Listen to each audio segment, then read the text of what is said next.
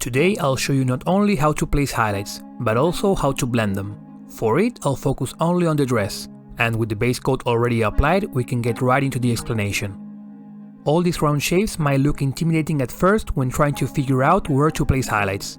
I recommend to start with the obvious, so not to interrupt the workflow, and figure out the rest as you move on. So for example, these folds on the bottom, I'm quite confident to highlight the top of them. And for now, there is no need to worry on how the highlight looks, only to block it out.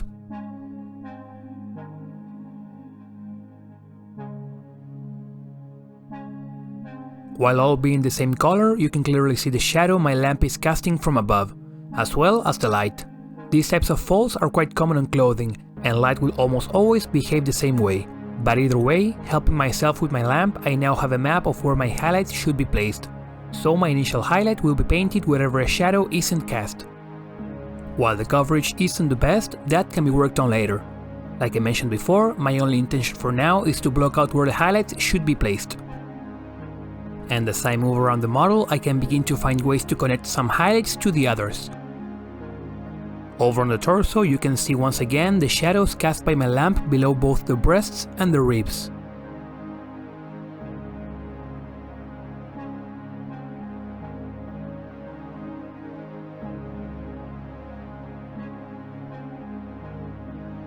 Moving on, we'll be looking at something a bit more complex, and for it, not only will I help myself with my lamp, but also looking at the golden angle I want my model to be looked at. As I turn my model around, you can see how the light reflection moves as well. From this angle, I'm featuring the face, wing, and the silhouette of the leg. But by slightly rotating, now I have incorporated the chest as well as more of the sword. So to choose where to place my light, I'm gonna choose the best angle possible.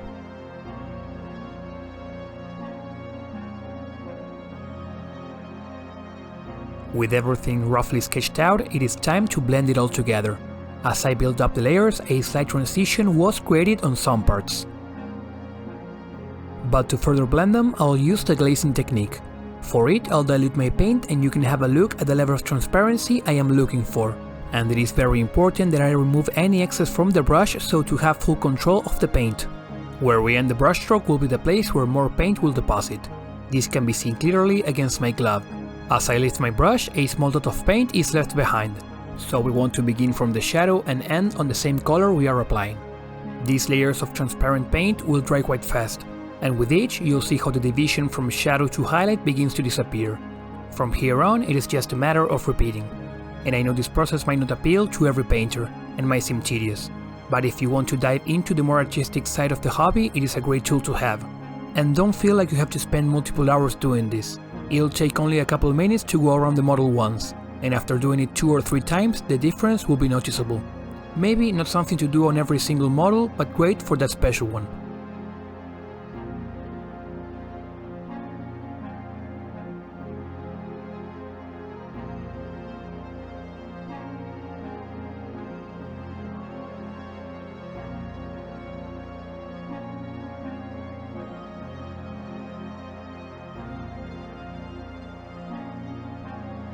I also did some further blending, taking the opposite approach, using the base color but beginning over on the highlight and finishing the brushstroke towards the shadows.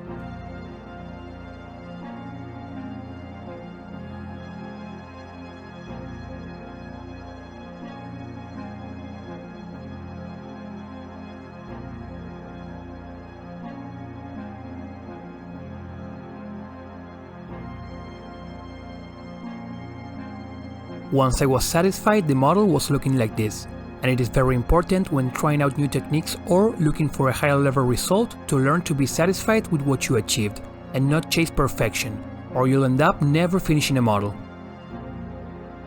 To further enhance the color, I used a brighter red, and within the previous area blocked out smaller highlights. This will be much faster than before since everything is already mapped out for me, and I just have to remain within the previous tone.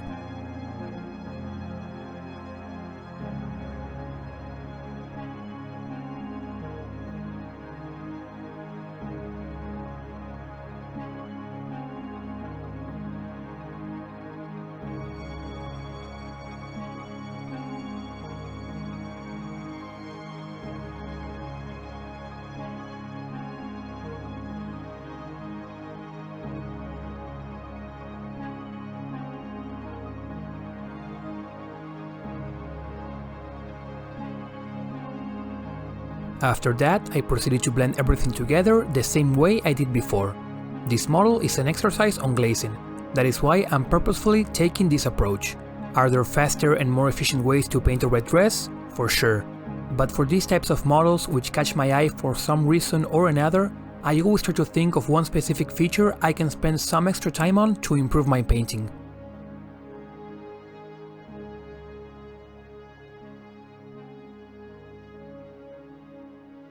I painted the rest of the model off camera so to keep the video short and focus on just this topic. But either way, I hope you found the tutorial useful. Like always, special thanks to my patrons Caleb, Cedric and I Like Samosas. That is all for today. Hope to see you again next week.